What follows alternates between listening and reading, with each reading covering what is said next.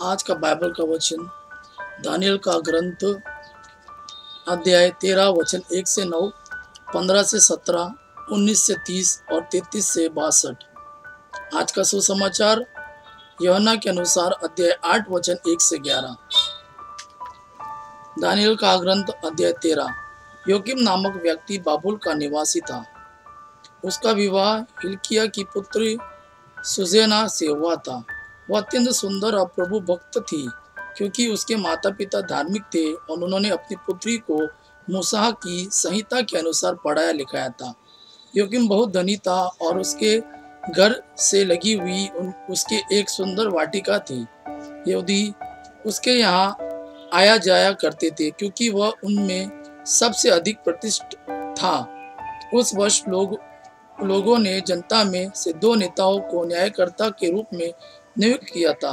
उनके विषय में प्रभु ने कहा था, बाबुल में अधर्म उन नेताओं से प्रारंभ हुआ जो न्यायकर्ता थे और जनता का शासन करने का ढोंग रचते थे। वे योकीम के यहाँ आया करते थे और जिनका कोई मुकदमा रहता वे सब उनके पास आते थे। जब दोपहर के समय लोग चले जाते तो सुजेना अपने पति की वाटिका में टहलने आया करती थी। दोनों नेता उसे प्रतिदिन वाटिका में जाते और टहलते देखते थे और उनमें सुजेना के लिए प्रबल काम वासना उत्पन्न हुई। उनका मन इतना विकृत हो गया कि उन्होंने स्वर्ग की ओर नहीं देखा और नैतिकता के नियम भुला दिया। वे उपयुक्त अवसर की ताक में ही थे कि सुजेना 2 नौकरनियों के साथ अपनी आदत के अनुसार वाटिका में घुस गई। उस दिन बहुत गर्मी थी, इसलिए वह स्नान करना चाहती थी। उन दोनों नेताओं को छोड़कर जो छिपकर उसे ताक रहे थे, वहां कोई नहीं था। उसने अपनी नौकरनियों से कहा, जाकर तेल और मरहम के ले आओ और वाटिका का फाटक बंद कर दो, जिससे मैं स्नान कर सकूं।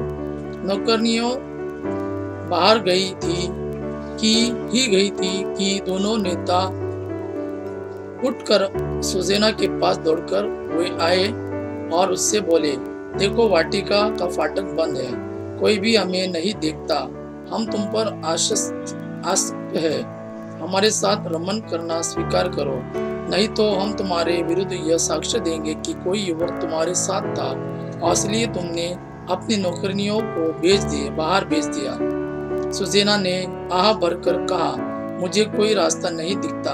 यदि मैं ऐसा करूंगी तो प्राणदंड के योग्य हो जाऊंगी। यदि मैं ऐसा नहीं करूंगी तो आपके हाथों से नहीं बच पाऊंगी। फिर भी प्रभु के सामने पाप करने की अपेक्षा निर्दोषी आपके हाथ पड़ जाना मेरे लिए अच्छा है। इस पर सुजेना ऊंचे स्वर से चिल्लाने लगी, किंतु दोनों नेता उसके विरुद्ध चिल्लाने लगे और उनमें से एक ने दौड़कर वाटिका का फाटक खोल दिया। जब घर के लोगों ने वाटिका में चिल्लाने की आवाज सुनी तो यह देखने के लिए कि सुजेना को क्या हुआ है, वह दौड़ते हुए आए और 5वें फाटक से वाटिका में प्रवेश कर गए। जब नेताओं ने अपना बयान दिया तो नौकरों को बड़ा धक्का लग गया, क्योंकि सुजेना पर इस प्रकार का अभियोग कभी नहीं लगाया गया था। दूसरे दिन जब जनता उसके पति योकीम के यहाँ एकत्र हो गई थी तो वे दुष्ट नेता सुजेना को प्राणदंड दिलाने का षड्यंत्र रचकर आ पहुंचे। उन्होंने जनता के सामने कहा, हिल्किया की पुत्री योकीम की पत्नी सुजेना को बुला भेजो। लोगों ने उसे बुला भेजा। वह अपने माता पिता, अपने बच्चों और अपने सब कुटुंबियों के साथ आई। उसके संबंधी और जितने भी लोग उसे देखते थे वे सब के सब रोते थे। उनने उन 2 नेताओं के सभा में खड़े होकर उसके सिर पर अपना हाथ रख दिया।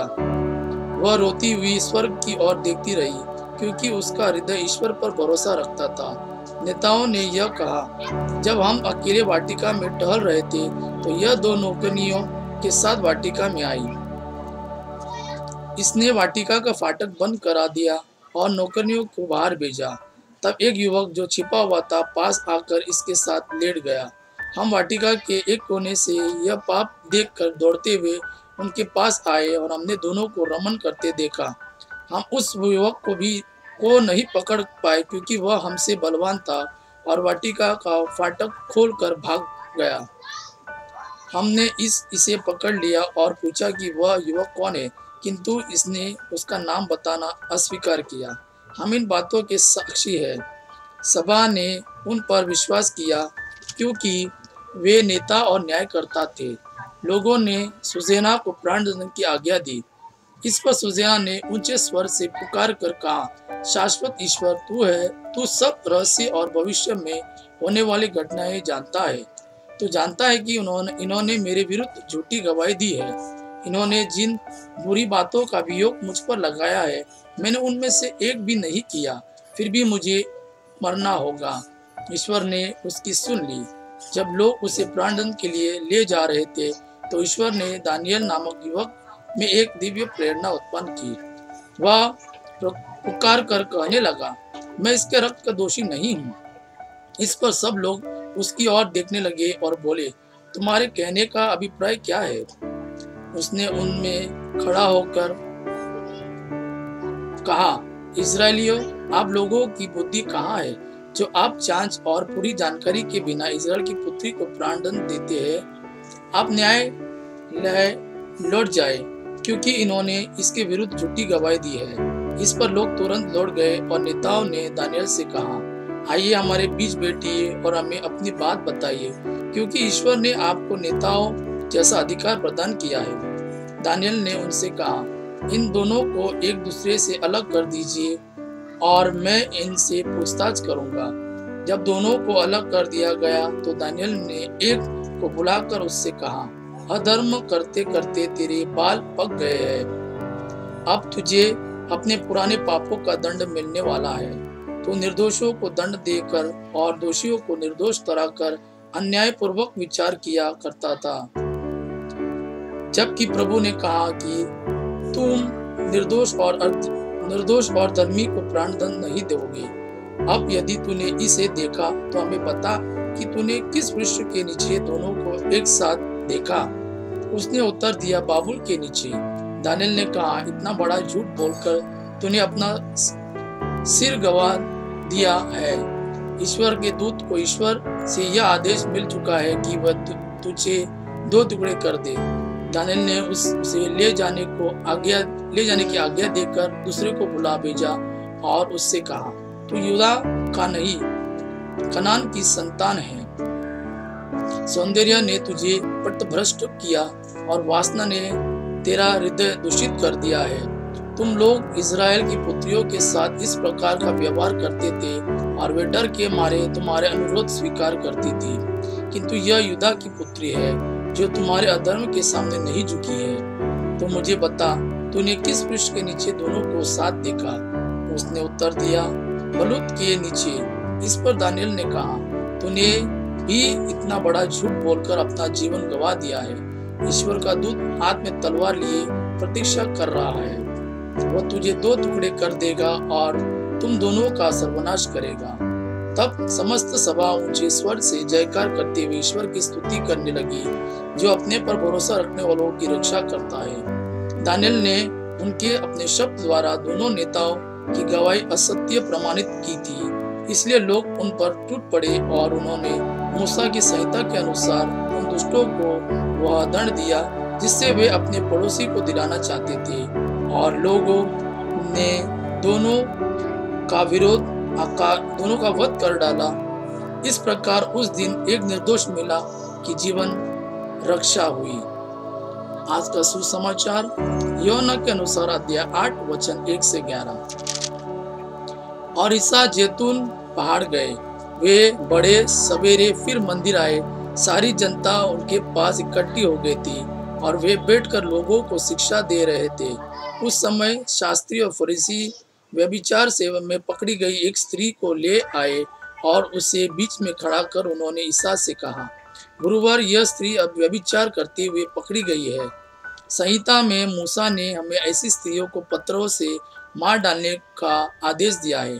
आपके इसके विषय में क्या कहते हैं? उन्होंने ईसा की परीक्षा लेते हुए यह कहा, जिससे उन्हें उन पर दोष लगाने का कोई आधार मिले। ईसा झुककर उंगली से भूमि पर लिखते रहे।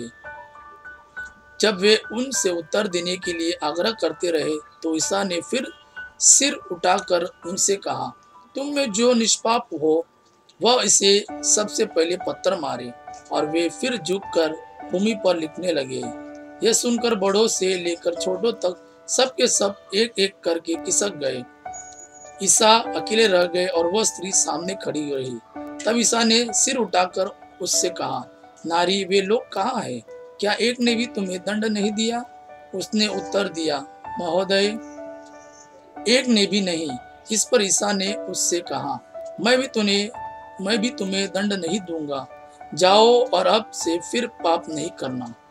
यह प्रभु का वाणी है। प्रभु को धन्यवाद। आबा पिता की महिमा और पुत्र यीशु का प्रेम आप पर सदा सर्वदा बना रहे।